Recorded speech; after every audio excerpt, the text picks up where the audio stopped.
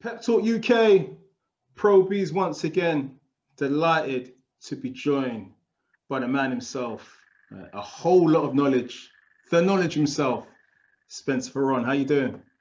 I'm good, man. Big up Pep Talk, big up Pro Beez. You good?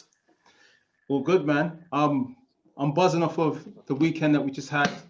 It's kind of getting a lot of people, including myself, through this second lockdown. Katie Taylor in scintillating form. Against Wilder'S. She's excellent. Scintillating form. I know you've always rated Katie Taylor. Always rated her. Excellent fighter. Then we also had the big fight of the weekend. Terence Crawford showed exactly why he's rated as pound for pound #1 against Brook. What was your immediate reaction to the result of that fight? My immediate reaction was I expected Terence Crawford to win. I expected Terence Crawford to stop Brook. I didn't expect him to do it in 4 rounds. And the manner of it is like the guy threw like a stiff right jab. Yeah? It was like arcing because he didn't really fully extend that. It was like a stabbing shot that just discombobulated Brook's senses. You know what I mean? And he was relieved of his senses then, and also of his aspirations to become the WBO welterweight champion of the world. In some ways, that shot kind of reminded me a lot of the type of shots that Triple G throws. You know, when he throws them arcing jab strokes. Yeah, but the thing with this is like when Triple G throws those shots, you can see the intensity behind it. You know what I mean? You can see the intensity. With even though it's fluid, but there's a stiffness, there's a static to Triple G's intensity of his shots. With Terence Crawford, it was, you know what I mean, it was like a kind of martial arts shot. It was like a 6-inch punch, and it didn't look like he put everything in the shot. But obviously he hits hard enough, and it was who came on the Fight Is Right. Shakur Stevenson came on the Fight Is Right, and he said that Terence Crawford can whack. So he sparred with Terence Crawford. There was a big weight differential between the two, but he said Terence Crawford can whack. Right? And that's all I needed to know, right? Irrespective of the weight. But Terence Crawford is a very, very good fighter. Very, very good fighter indeed. And it's difficult to say like he's pound for pound #1 when Canelo's there, and Canelo's resume is actually better than Terence Crawford's. But the fact of Terence Crawford's consistency, we can't argue with him being pound for pound #1. A lot was made of the size difference. You know, that a lot was made of the no rehydration clause. That Brook would turn up massive. You know, Optimus Prime like on a night, and Terence Crawford, he handled it really well. And I think what a lot of people forgot is prior to that fight, Kavaliauskas was a big stocky guy. Jeff Horn was a big welterweight as well. And what Terence Crawford was saying is, I'm used to fighting bigger guys that are bigger than me. I'm going to allude to history.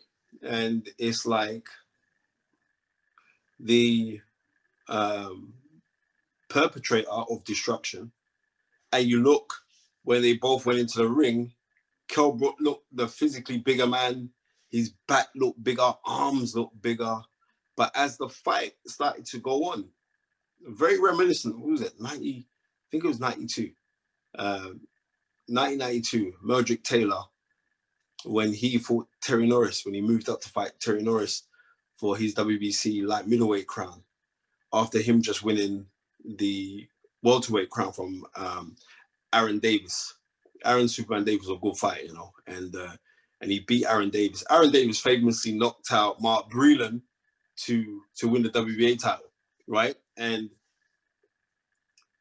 if you look at someone like Meldrick Taylor was a guy that fought, who lost events, famously got stopped with 2 seconds to go by Richard Still, was that 17th of March, was 17th or 12th of March 1990, right?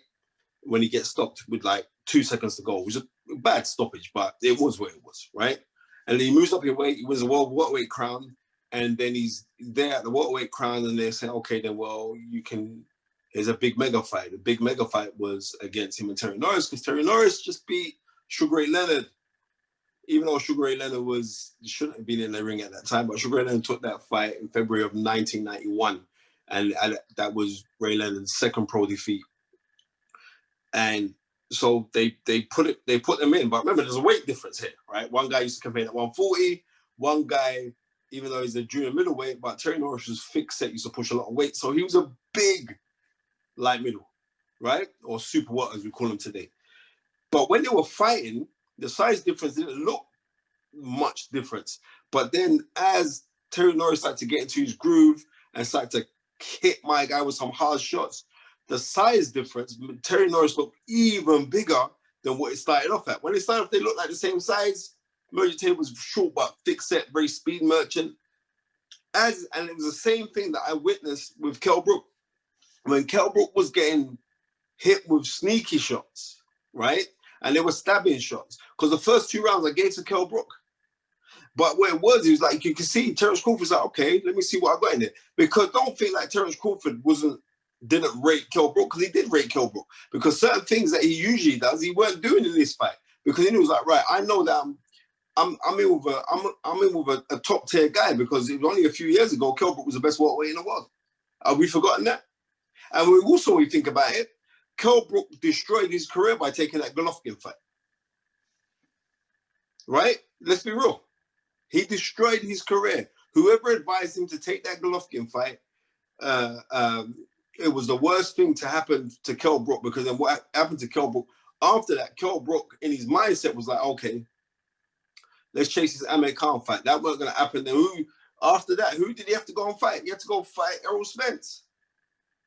Mandatory right? at the time. Yeah. Right, mandatory. And we know that Errol Spence is a bad man.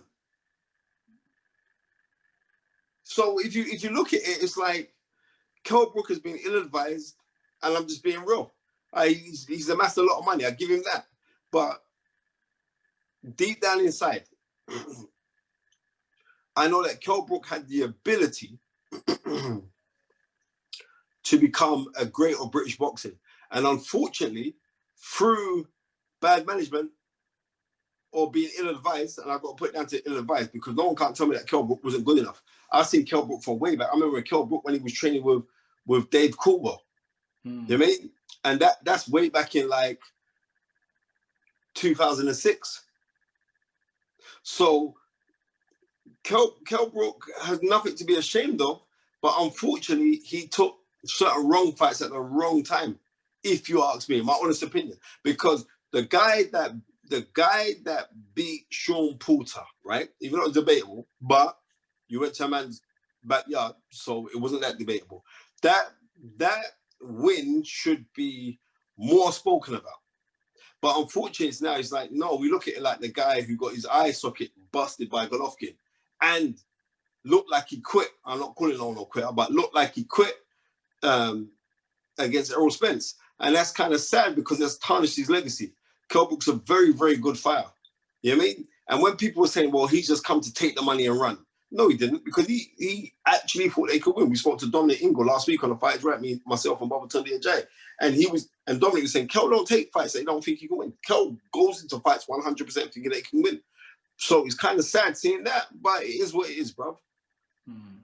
You mentioned Dominic Ingle on the night. Surely that would have made a bit of difference. I say that because talking with somebody else the other day, when Crawford started to switch, I think he switched on the 3rd round to a southpaw stance.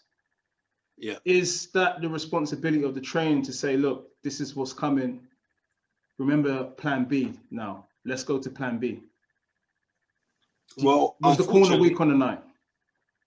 Unfortunately, I don't want a corner, and it's like, it is what it is. We could blame loads of things. Kell Brook went into that fight fit. Kell Brook went into that fight fully motivated and aware of what he was going in for. He would get $2 million for that fight. You know what I mean? As Larry Holmes said after famously being beaten by Mike Tyson in January of 19 of 1989, sorry, 88, sorry, he said, I just made $3 million. Ain't nothing to sneeze at. You know what I mean? So it's kind of like the same thing. Yeah. You know what I mean? What I'm saying is like, Kell Brook can buy a hell of an ice pack with that $2 million now. You know? But I'm saying I don't think Kell Brook wanted to go out of boxing like this, and we'll see what he's going to do. When people saying, right, he was just coming here to get like a smash and grab, he wasn't. I think that he really thought that he could win the fight and thought like, right, I'm going to go bring it. But what we've realized is this is like, before I thought Terence Crawford was a special talent. I really did. And regardless that we're thinking, oh, well, it's a busted Kell Brook. No, brother. I don't care what it is. Kell Brook had time to prepare and everything else. Kell Brook went in there, he's the optimum best. But unfortunately, best wasn't good enough. And we saw something special. And no one can't tell me that we didn't see something special in Terence Crawford, because we did. That's the end of that's it. Terence Crawford is a very, very special fighter. Yeah. And I said to Johnny Nelson only a few days ago that I witnessed Crawford for the first time out in the States, Madison Square Garden, when he fought Amir Khan.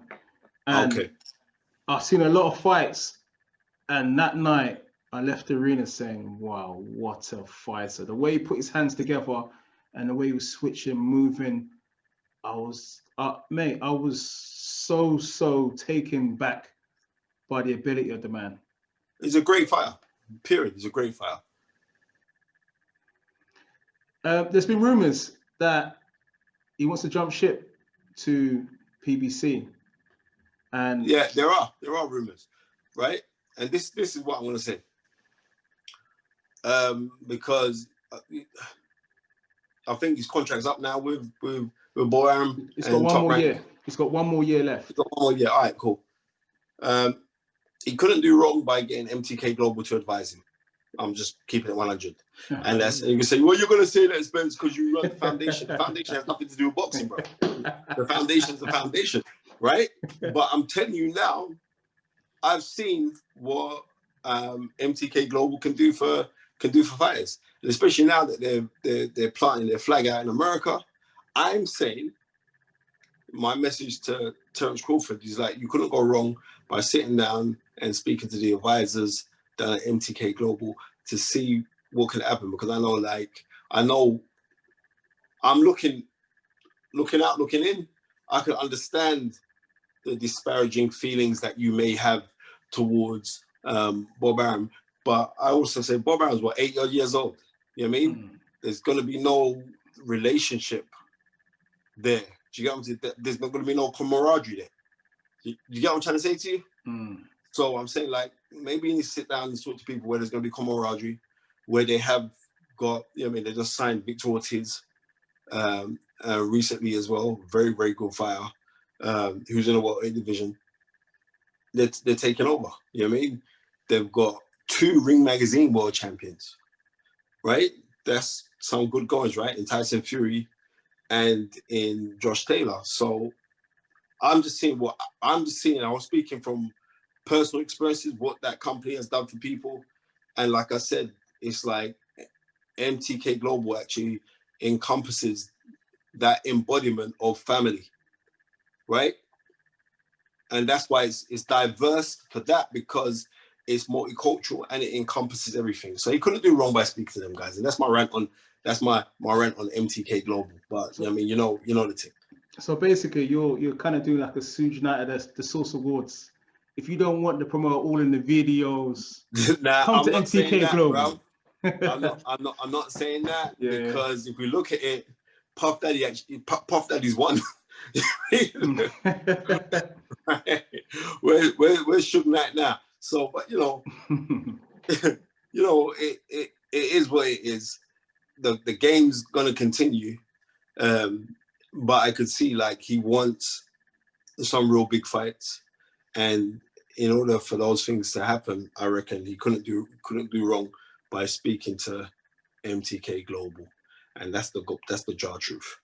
You think in some ways he might have been tapped up, because he's saying he wants more money, and there's talk of Al Heyman, wanting to bring him over to PBC, and he has, let's face it, he's got the welterweight division on lock at the moment. He can guarantee those big fights, especially the Spence one as well. Yeah, listen, 100%, 100%. But he's also got to realize that Sean Porter is his #1 challenger now, right? He's mandatory for the title. So, and Sean Porter's over there as well. But also, it's money talks. So whoever could come up with the money. So just imagine if Saudi Arabia came up with the money for Sean Porter to challenge Terence Crawford for his WBO welterweight championship. What is he? Are they going to say no? We can't do it. Of course they're going to go do it. You know what I mean? Because bottom line, money talks, and that's the truth. But we also got to remember is that I mean, money is loud, but wealth whispers. Just last on Kell Brook, is he going to retire, or do you expect him to fight on? I don't know. I'm not rightly sure.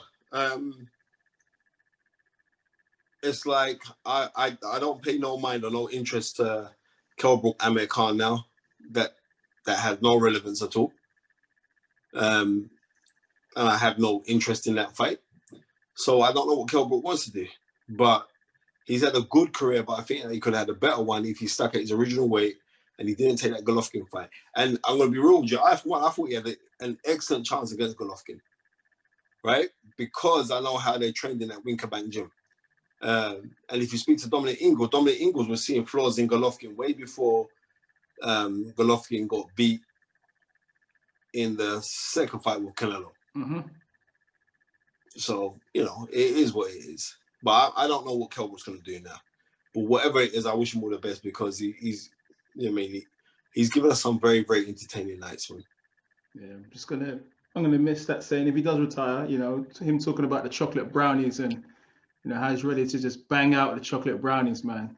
We're gonna miss that. That's for sure. Yeah. And Spencer, just to kind of finally conclude, Tyson Fury is not fighting on the 5th of December, and I think in the main, well, quite rightly so. You know what I mean? Would anybody be interested in like Caballero fight? Homecoming, though. Homecoming? Who? If it's a homecoming in the UK, the UK fight for Fury? No, because there wouldn't be no crowd there. It just wouldn't be the same. So I don't think it would be like a homecoming where we're watching it at home. You might as well fight in America then, because we're watching it at home. It's not the same. The build-up wouldn't be the same. Tyson Fury's an entertainer. I wouldn't. No, I don't. I'm kind of glad that fight's not happening. Because there was another story that, as well as you know, the promoters not being able to guarantee, you know, the financial package to Fury, that Deontay Wilder has won the first step of mediation, and that is what the holdup is all about. I don't know what to believe. I mean, what do you think is the case? I don't believe that, but and it's like a lot of people must think like when we come on the channel, or people think like the British Caribbeans don't like Deontay Wilder and foolishness like that. They're idiots. You know what I mean? I'm telling you this now. You know what I mean? I have empathy with Deontay Wilder to a certain degree. You know what I mean? But what I am saying is like, I can't co-sign rubbish though. If you're going to come out with allegations, then come out with the facts and the proof with the allegations, right? That's what I'm trying to say to you. As the Honorable Elijah Muhammad said, when we walk into to prove ourselves in a court of law, we must have our evidence and our proof. You know what I mean? Not our opinions and convictions, right? Because your opinion has to be based on something. So a lot of the stuff that Deontay Wilder's come out with, these allegations of water tampering, these allegations of glove tampering, these allegations, you come with your proof. And then I won't think that you're nuts. I could say anything I want to say, and people say, well, Spence, you're nuts. But no, most of the stuff that I'm coming out with is what I'll go out and get solid information from, right? So come with your facts. And then, do you know what I mean? And that's what I'm waiting for. Deontay Wilder, come with your facts. That's what I'd like to see. But what some people are saying is there's no smoke without fire. First of all, Fury's moving on and he doesn't want to fight Deontay again.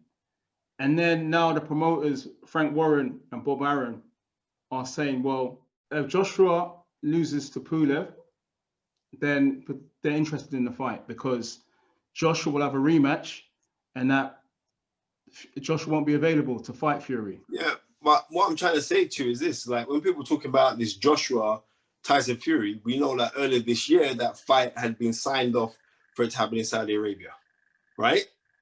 So, and it was meant to be a 2-fight deal. So where Deontay Wilder's coming from is like, it's because of this, or because we don't know the reasons. Do you know what I mean? I could easily find that though, you know that. But I'm saying like we don't know the real reasons. But if you're looking for something, what you're looking for, eventually you will find. So all of the Deontay Wilder fans, we say, oh, this is the reason. It's got to be because of Deontay. Or it's got to be because, do you know what I mean? We don't know that to be true. But what I am saying is this. I do hope that Deontay Wilder comes back and uses that same energy of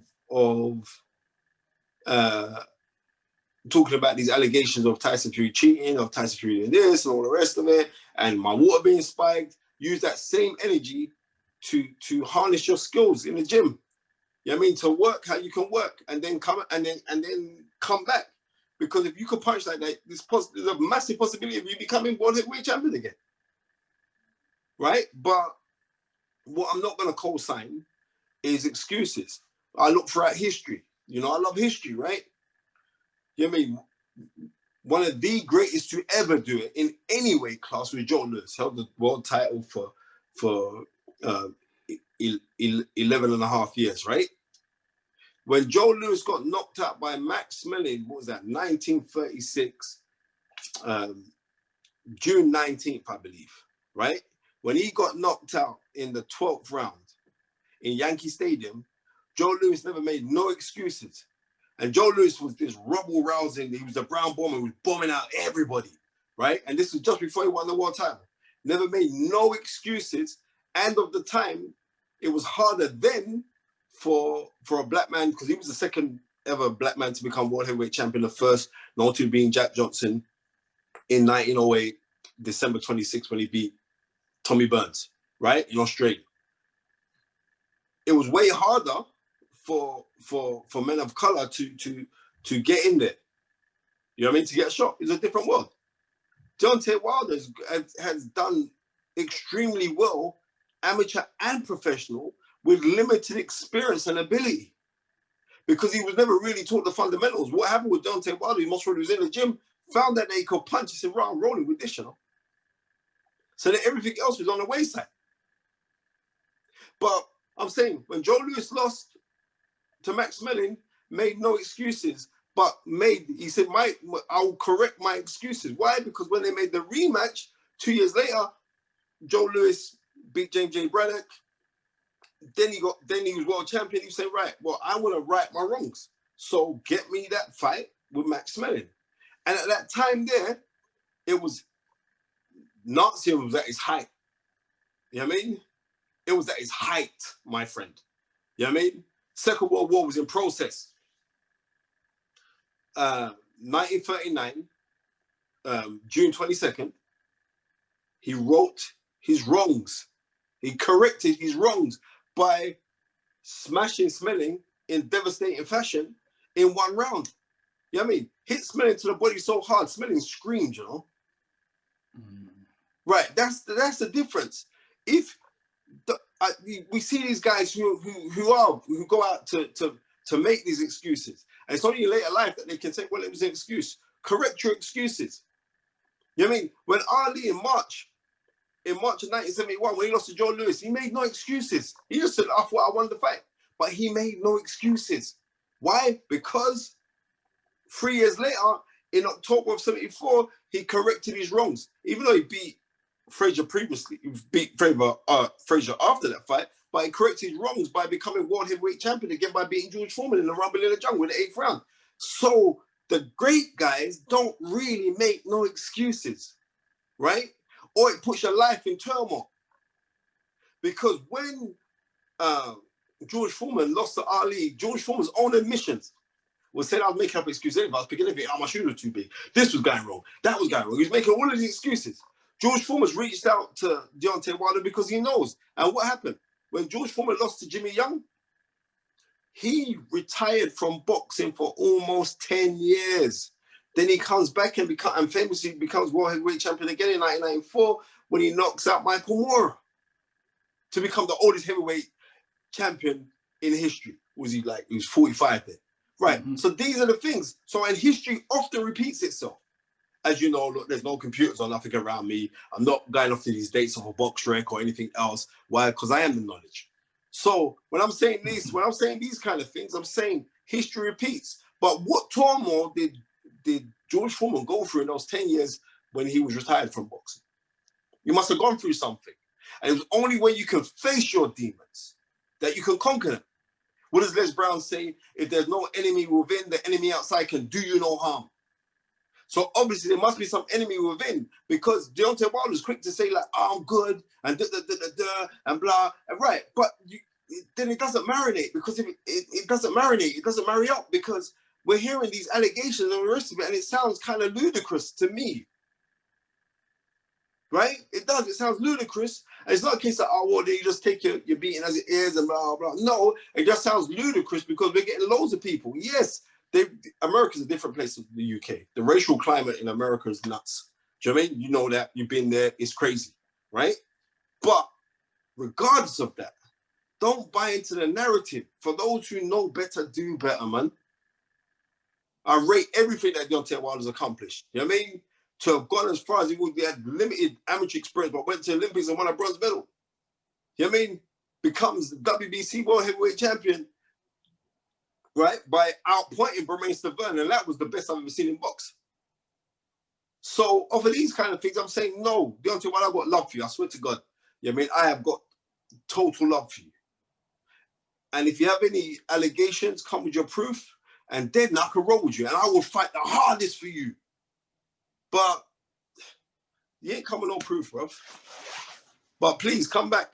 But I do rate. I listened to his interview with Brian Custer this morning, and I do like the fact that he did bun a fire on Floyd Mayweather a little piece. You know what I mean? and I get that. But I'm saying, if you're gonna come back and do and correct the things that you did wrong. Do you think it's quite possible that he could enforce that third fight with Fury? Yeah, anything's boxing, anything's possible. You know what I mean? Anything's possible. But I do think the third fight, in my mind, you've lost two of the three fights already. I thought you lost the first fight against Tyson Fury. I'm just telling you how it is. I thought you lost that fight. You know what I mean? And you definitely lost the second fight. So it is what it is. Right, Spencer, it's been Lastly, good to catch up. Deontay Wilder's on this thing. I'm saying this. He said that Muhammad Ali was his hero. Muhammad Ali had great learned men around him. Elijah Muhammad. You know what I mean? He had great men. He had Malcolm X around him. He had Louis Farrakhan around him. He had great men, great orators around him. Right? So they could break down this thing so you could comprehend it. And also you could comprehend it, but you could display that of your comprehension to other people for them to comprehend it. If Deontay Wilder is on this movement kind of thing, right? Then you should sit down with guys who are on that movement frequency. You know what I mean? Guys like Brother Polite, maybe Deontay Wilder should sit down and reason with these guys so they could drop that knowledge on him, so then he could express himself better. Or even Umar Johnson, so they could drop that knowledge on him so he could express himself better. Or even Red Pill, they could drop the knowledge on him, then he could express it better. Because unfortunately, I think Deontay Wilder's got his friends around him who they're fans of Deontay Wilder. But if he had those guys around him, I think that he could express himself way better. All right.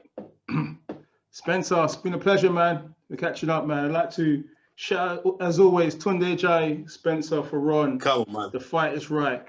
Come on down. Come on down, baby. Let's get it. All right, Spencer, man. Thanks for your time, man. Pep talk. Yeah, man. Spencer Fearon. Man, I love talking boxing. I love dropping that knowledge. You young guys, go and watch Joe Louis versus Max Melling. and that is June 19th, 1937. It's a Ring Magazine Fight of the Year. This is a wicked fight, and you'll learn something in that fight. All right? Peace, two fingers. I'm out, brother.